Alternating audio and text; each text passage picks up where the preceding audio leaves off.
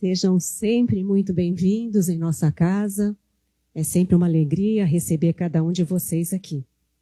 Então vamos preparar o nosso coração, o nosso pensamento e colocar a divina imagem de nosso Senhor Jesus Cristo aqui, juntinho de nós. Pai nosso que estais nos céus, santificado, Pai. Seja o teu santo e divino nome e venha a nós o teu reino de paz, de amor e de bondade. E seja feita a tua vontade, aqui na terra como no espaço. O pão nosso de cada dia, dai-nos hoje sempre, e não nos deixeis cair em tentações, mas livra-nos, ó Pai, de todo mal, porque teu é o reino, o poder, a glória para todo sempre. E a cada dia que se inicia, ó Jesus, fortalecidos no teu amor, que possamos sempre colocar em nossas ações diárias o amor, a fraternidade e o perdão, como forma de reajuste às leis de Deus e aos nossos irmãos, e em especial a todos aqueles que aguardam o nosso perdão. Reconhecendo, ó Jesus, a nossa pequenez diante de ti, e o quanto ainda necessitamos do teu amor, do teu amparo e do perdão de todos aqueles que magoamos ou ofendemos. Obrigada, Pai, obrigada, Mestre Jesus. Pedimos a proteção da corrente espiritual desta casa, da corrente espiritual de proteção externa, a corrente espiritual desse trabalho e de todos os mentores que se fazem presentes. Que possamos sempre, unidos, em nome de nosso Senhor Jesus Cristo, fortalecermos as correntes do bem, em auxílio aos nossos irmãos, encarnados e desencarnados. Graças a Deus e graças a Jesus. A palestrante da noite é a nossa irmã Sueli Ribeiro, que ela sempre traz um pouquinho de musicalidade, de poesia em suas tarefas. E na palestra de hoje vocês vão perceber a suavidade de uma palestra da Sueli, que nos encanta e muito. Uma boa palestra a todos vocês.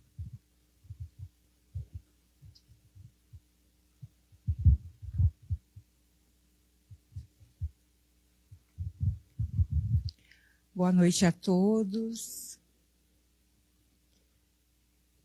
Que a paz e a luz do Mestre Jesus possa se estender sobre nós na noite de hoje.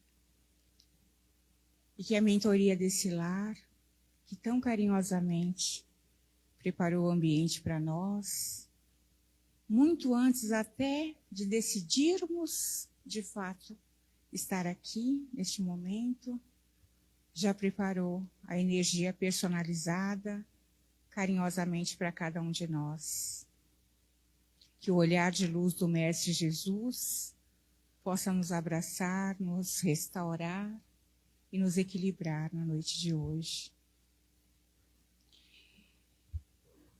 Eu trouxe um tema para as nossas reflexões, que ele é sempre colocado de alguma forma pelos palestrantes, os oradores espíritas,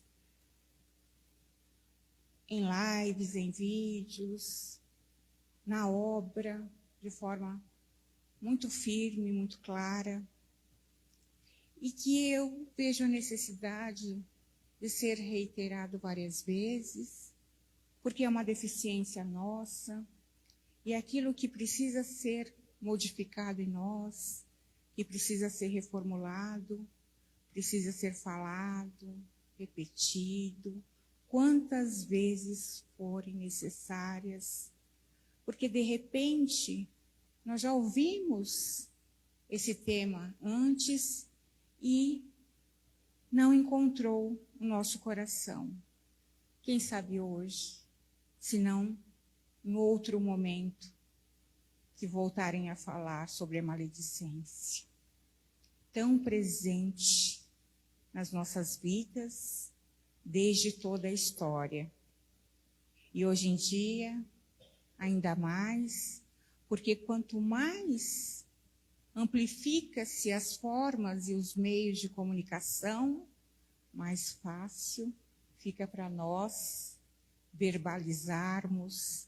A nossa voz, hoje em dia com a tecnologia, ecoa nos 4 cantos do mundo como um rastilho de pólvora, muito rapidamente.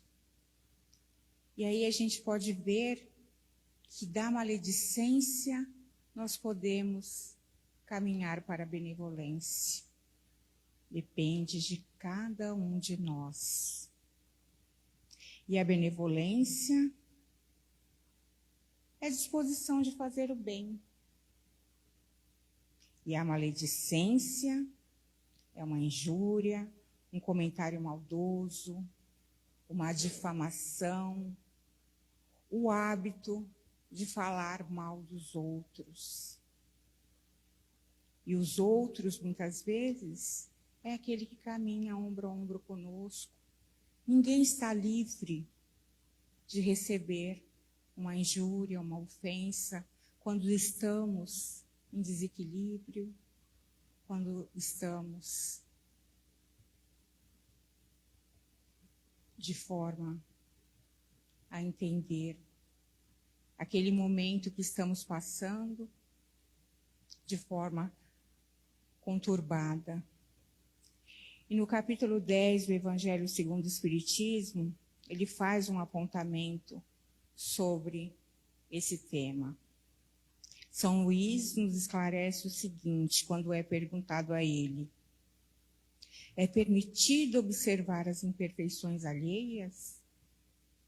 E no item 20 do capítulo 10, ele responde o seguinte: seremos repreendidos em observar as imperfeições alheias quando disso não resultar nenhum proveito para eles, mesmo que não a divulguemos? Então a questão é, a gente não vai falar, mas vai observar. Seremos repreendidos por isso? Tudo vai depender da intenção, é a resposta. Tudo vai depender da intenção com que se faz essa repreensão. Certamente não é proibido ver o mal quando o mal existe. Seria mesmo inconveniente ver por toda parte somente o bem. Essa ilusão prejudicaria o progresso. O erro está em fazer tal observação em prejuízo do próximo, rebaixando-o sem necessidade perante a opinião pública. Seria ainda condenável observar as imperfeições alheias apenas para satisfazer os nossos sentimentos de maldade e de alegria, ao verificar o defeito dos outros. Ocorre o contrário quando lançamos um véu sobre o mal, ocultando-o do público e nos limitando a observá-lo para o próprio proveito, ou seja, para estudá-lo a fim de evitar fazer o que repreendemos nos outros. Essa observação é útil aos homens sérios que se dedicam ao estudo moral, pois como eles descreveriam defeitos da humanidade se não a estudassem? Podemos ver, fazer as nossas análises e trazer o que é positivo para nós. Isso é sabedoria. Eu estou vendo o mal alheio, observando que aquilo realmente é prejudicial, mas eu não estou lá apontando aquilo. Eu estou usando como ferramenta, como exemplo, para minha modificação íntima. E aí, no item 21 do mesmo capítulo, faz-se outra pergunta ao Espírito São Luís: se é permitido agora, além de observar, é permitido divulgar. E ele diz com muita coerência que haverá casos em que pode ser útil revelar o mal dos outros. Embora seja uma questão extremamente delicada, temos que passar pela análise do nosso discernimento, da nossa bondade e da nossa coerência. Porque se divulgarmos o mal, quando este mal está atingindo um coletivo, ele diz aqui que é melhor a queda de um do que a derrocada de vários. Em alguns casos, desmascarar a hipocrisia, a mentira, pode ser um dever, pois é preferido a queda de um homem do que vários serem vítimas da sua enganação. Nesse caso, é preciso pesar e somar as vantagens e os inconvenientes. Vamos ter que ter a sensatez e o amor para saber se a nossa intenção é beneficiar um grupo que está sendo provavelmente prejudicado ou se nós queremos espizinhar aquele agressor. Tudo sempre vai estar intimamente ligado à nossa intenção. Emmanuel, no livro Fonte Viva, ele fala uma frase, deixa registrado para a gente, que é muito profundo para que nós analisemos. Falar mal dos outros é render homenagem aos instintos inferiores, é renunciar o título de cooperadores de Deus por ser crítico de suas obras. Eu acho extremamente profundo. Além de nos rendermos e nos alinharmos às esferas inferiores do nosso ser, aquela que nós estamos tentando anular, emergir dessas esferas inferiores, nós ainda renunciamos ao título de cooperadores de Deus por ser crítico de suas obras. E como nós criticamos a obra do Criador. A obra de Deus é sagrada. E o que é sagrado? Tudo que cumpre a sua função, ela se sacraliza. Vamos prestar atenção. Uma flor que desabrocha, que a abelha vai lá, faz a disseminação do pólen, e dali vem tantos outros benefícios, formando uma cadeia. Está cumprindo a sua função, é sagrado. Uma semente que nós jogamos ali, sem pretensão, no solo, e vem a chuva e ajuda naquela germinação, e começa aquele broto. Ela cumpriu sua função, é sagrada. Nós, quando estamos procurando o nosso caminho dentro de uma retidão do caráter, do nosso norte, da nossa bússola, que é o amigo Jesus, nós estamos a cada dia nos sacralizando também. Já o somos, por sermos obra do Criador. Mas nós criticamos, muitas vezes, sem dimensionar o peso e a gravidade das nossas palavras, esquecendo que as nossas palavras, elas se propagam no ar energeticamente. E ela atinge os desavisados e nós derrubamos os desavisados. Nós nos colocamos, muitas vezes, numa situação de juiz, dentro de nosso lar, na nossa sala, na frente da televisão, às vezes sozinho, nós e o aparelho. Nós somos críticos ferrenhos, falamos até sozinhos, propagando aquilo e nos rendendo aos nossos instintos inferiores. Uma das críticas que eu acho assim forte, pesada, que alguns de nós fazemos, eu conheço intimamente pessoas que usam esse termo e nós precisamos abolir, é muitas vezes chamar o nosso irmão de lixo. Se alguém não falou, pode ter ouvido em algum momento. muitas vezes nem observando a gravidade dessas palavras. Se nós somos obra do Criador, temos uma centelha dessa divindade dentro de nós, sem exceção. Como que o Criador poderia fazer tal coisa? Lixo, jamais. Não somos lixos. Estamos caminhando para sermos sagrados. Cada um na sua fase, cada um no seu tempo, cada um no seu entendimento e cada um no seu momento, mas obedecendo a marcha do progresso.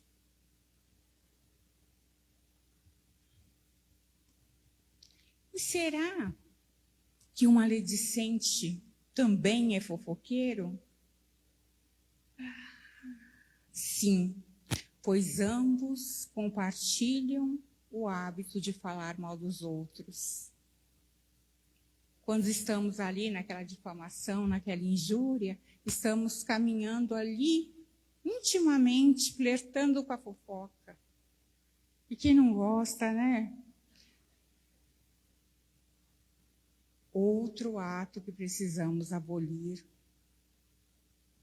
Porque este ato, nós já vimos que tem desfechos fatais. Não precisamos ir longe, aqui na nossa região, nós vimos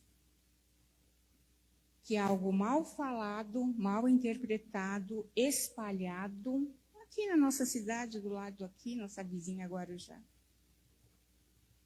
Não foi nenhuma nem duas vezes. Culminou com desfecho fatal. Só buscarmos aí na nossa memória que a gente vai encontrar várias histórias nesse mesmo segmento. E será que nós estamos propensos a essa maledicência? Olha o que eles respondem. Se tivermos maldade no coração, sim. O maledicente tem a sementinha do mal ali, que cabe a nós regarmos ou não. A maledicência, ela está relacionada com tudo que é negativo, com a inveja, com a falsidade, com a mentira, gerando discórdias e intrigas. O maledicente, normalmente, ele age na ausência do difamado, estando ali próximo de uma covardia, muitas vezes.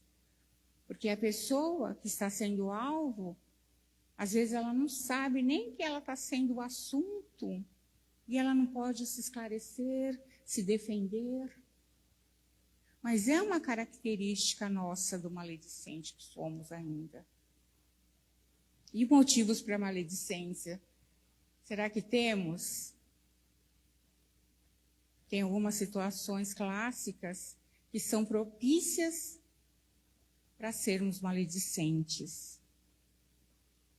Uma delas é a curiosidade. Está sempre querendo algo novo, querendo saber o que está acontecendo. E quando não tem uma novidade, a imaginação flui. Aí inventamos. Ou pegamos o começo de uma verdade e ilustramos a nosso bel prazer. A gente vê muito isso todos os dias. A ociosidade. Lembra do velho ditado? Que a mente vazia, morada da coisa ruim. O ocupado, o laborioso, o trabalhador, e eu não digo estar lá batendo cartão de tal hora da manhã até não sei que horas da noite, não.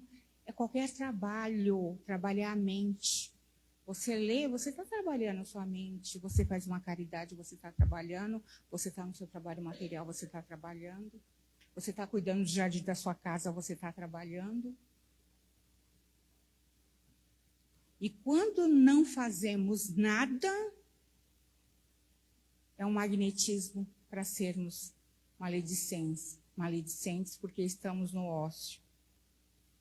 A amargura, pessoas amarguradas, normalmente, elas têm essa predisposição de falar mal dos outros. Por quê? Porque o amargurado, ele está se colocando numa condição de inferiorizado. E qualquer pessoa que estiver sorrindo ou que estiver com a sua vida ali caminhando, né, seja ela como for, que apresentar uma melhor condição, que não seja uma condição que muitas vezes o amargurado está, que é uma condição degradante. E aí ele vai falar daquele que muitas vezes, por algum motivo, está iluminado. A inveja também. Todos os sentimentos ruins abraçam a maledicência. E o amargurado, muitas vezes você pergunta alguma coisa dele para interagir, para realmente, né, puxar ele para junto de você, mas é tão forte aquele amargor dentro dele que ele solta como que um pergaminho, assim, uma lista de contrariedades e de amarguras. Porque está sol, porque está chuva, porque está frio. Não consegue observar, dentro de um contexto muitas vezes conturbado, que existe uma positividade. A lei da destruição é uma lei divina. Destrói-se para emergir, reconstruir. Para arrumar uma gaveta, fazemos uma bagunça toda, para a gente poder fazer triagem, separar, organizar, dobrar, para ficar bonitinho. Dentro do caos, existem grandes feitos. É só a gente observar a história. Ou por puro prazer. O prazer em falar mal do outro. Vira uma forma de entretenimento, de divertimento. Associa muitas vezes o falar mal com piadas que deixam ainda aquele feito mais tenebroso do que ele já é. Alguns por medo de perder status, posição social, isso se aplica muito no mundo corporativo. Porque naquela competitividade que poderia ser sadia, mostrando ali o que nós temos de melhor para ofertar no nosso trabalho, que é o nosso conteúdo, o nosso aprendizado, o manejo que nós temos para a execução das coisas no nosso trabalho, o maledicente, ele procura derrubar o outro falando mal dele. E é uma combinação que não dá certo. Em momento algum dá certo, mas no trabalho ela é catastrófica. Porque as pessoas que observam no trabalho que somos maledicentes, vai se aliar conosco as pessoas da mesma vibração, que compartilham daquilo conosco. Então eu não tenho ninguém para que me apoie, para puxar minha mão para que eu saia daquele abismo. Juntarão pessoas na mesma frequência, potencializando aquele mal em mim. E aqueles que não concordam com o meu jeito de ser maledicente, se afastam. André Luiz, no livro Agenda Cristã, no capítulo 9, ele diz sobre a palavra, né? Ele fala que uma palavra auxilia sempre. Que a gente auxilie sempre conversando. Porque o mal não merece comentário em tempo algum. É mal, é prejudicial, está denegrindo. Não merece um filete da nossa energia desperdiçada nisso. Não nos acrescenta, não agrega absolutamente nada de bom. Muito pelo contrário. Emmanuel diz que nós nos rendemos às esferas inferiores do nosso ser. e tudo que é vício, e a maledicência se torna um vício, é muito mais difícil da gente sair, mas não é impossível. Como qualquer vício é difícil, mas não é impossível. E o nascedouro, para que essa mudança aconteça, está na nossa vontade em mudar. Começa através da nossa vontade. Como que a gente pode fazer isso? Detectando quais são os mecanismos que nos rodeiam, que nos levam a sermos maledicentes. Uma roda de conversa que não é agradável, que não seja salutar, que estejam já falando de outras pessoas. Por mais que façamos parte deste grupo, a gente vai dando uma desculpa aqui, outra ali, vai se esquivando, vai saindo, para não entrarmos nessa atmosfera e não nos sentirmos ali magnetizados, estimulados a sermos cooperadores do mal, que é o que nos ensina o Espiritismo.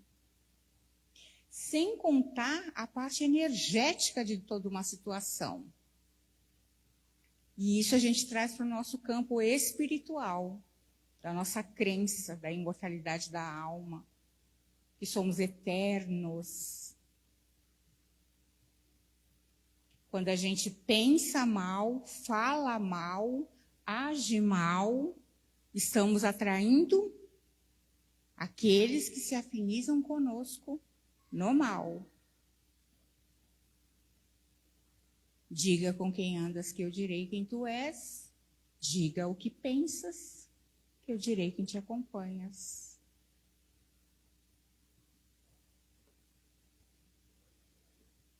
E eu lembro de uma história, porque a gente já está caminhando aqui para o finalzinho, do casalzinho recém-casado na sua casinha, que combinaram um ritual todo dia. Vamos tomar café junto antes de sairmos os dois para as nossas atividades de trabalho, porque nós nos reencontraremos só à noite. E combinaram que iam levantar sempre cedinho, fazer seu cafezinho, tomar junto, bater um papo, desejar um ao outro um bom dia de trabalho, até que pudessem se reencontrarem no remanso do lar, no retorno do labor. E fizeram isso no primeiro dia na casa nova, a mesa posta com esmero, com flor, com carinho. Os dois batendo papo ali, quando de repente a esposa olha, vê o quintal do vizinho, vê aquelas roupas no varal e fica incrédula. Tamanha sujeira, roupa encardida. Característica de quem não tinha um capricho, um zelo para lavar aquelas roupas. Ela chegou até a comentar com o marido, não deu muita atenção ali naquele momento. No segundo dia, fizeram o mesmo ritual para o cafezinho. E tinha outras roupas no varal, tão encardidas quanto aquela. E ela comentou de novo e falou que aquela pessoa precisava aprender a lavar a roupa, porque é uma vergonha colocar aquelas roupas no varal, né? E aí, no terceiro dia de cafezinho, aqueles lençóis brilhando, que o sol refletia e brilhava, de tão alvinho, tão branquinho.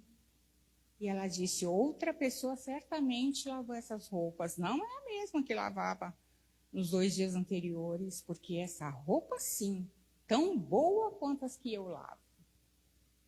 E o marido disse, eu levantei um pouquinho mais cedo, limpei nossa vidraça.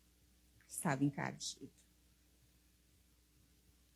Se os olhos são as janelas da alma, como dizem aí os poetas, como é que será que está a nossa alma quando enxergamos tudo encardido? Enxergamos os nossos irmãos encardidos, o nosso trabalho material, o nosso meio social, o nosso meio familiar. É uma reflexão para nós, um pensamento que temos que fazer. Será que não é a nossa vidraça que precisa ser limpa? Limpa com o produto do amor, com a boa vontade, para que possamos olhar aquilo que é sagrado com os olhos do coração. Isso não significa não ver o mal. O mal precisa ser visto, porque é através do que não é para ser feito, do que está errado, que a gente aprende. É assim que a gente aprende, com os erros nossos ou dos outros. É uma forma eficaz de aprendizado. Mas não olhar para tudo vendo o lado negativo, sendo críticos ferrenhos de tudo, e caindo na maledicência, flertando com a fofoca. E com o distúrbio, o descontrole, o desequilíbrio próprio. Porque o universo não é um buraco que a gente joga e se perde. É algo que retorna para nós. Essa é a lei de causa e efeito, de ação e reação. É o aprendizado, é assim que a gente aprende. Na sabedoria infinita do Criador, é assim que nós aprendemos. Tem esse livrinho aqui maravilhoso, André Luiz, pelo nosso irmão Chico Xavier, Sinal Verde, que eu considero um manual de educação à luz do Espiritismo. Ele é fininho, é um livro para a vida inteira, de cabeceira, poucas palavras, mas tão profundas. E tem 3 capítulos aqui, são curtinhos, a gente lê em 2, 3 minutos, que faz apontamento exatamente para a maledicência e para nós nos avaliarmos, avaliar as nossas condutas, que a partir do momento da avaliação, há a detecção e pode haver a reformulação. E na parte espiritual, a gente vai poder dizer que não sabia, né? Porque os irmãos, eles são amorosos, benevolentes, mas eles são firmes, verdadeiros. Porque quem ama, educa, corrige, e a espiritualidade faz assim conosco. É para a nossa melhora. Então, a gente não pode alegar ignorância. Porque todo dia nós estamos sendo, pela vida e pelas ferramentas que Deus nos disponibiliza, nós estamos sendo esclarecidos. Então, eu queria agradecer profundamente o carinho de vocês, em estar aqui me ouvindo, e pedir nesse momento que levasse o pensamento a Deus e ao Mestre Jesus, e agradecemos a oportunidade de estarmos aqui reunidos.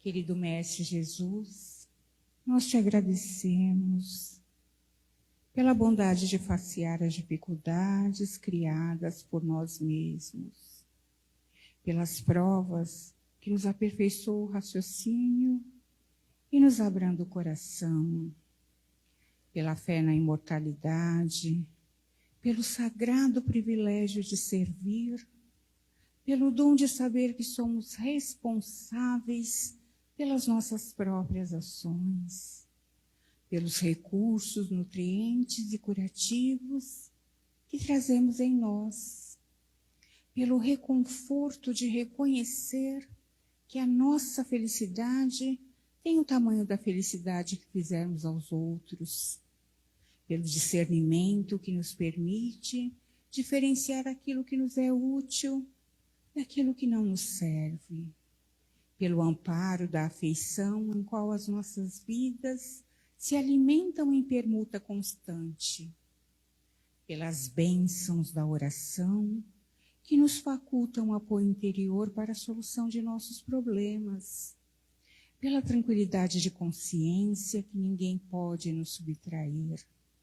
Por tudo isso e por todos os demais tesouros de esperança e amor, alegria e paz que nos enriquece a existência, que teu nome seja sempre bendito, Senhor, ao mesmo tempo em que te louvamos a infinita misericórdia, hoje e sempre.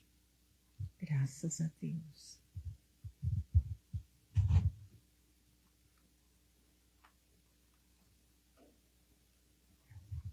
Suave, né? Muito suave. Essa é a Sueli. Sempre assim. Muito obrigada.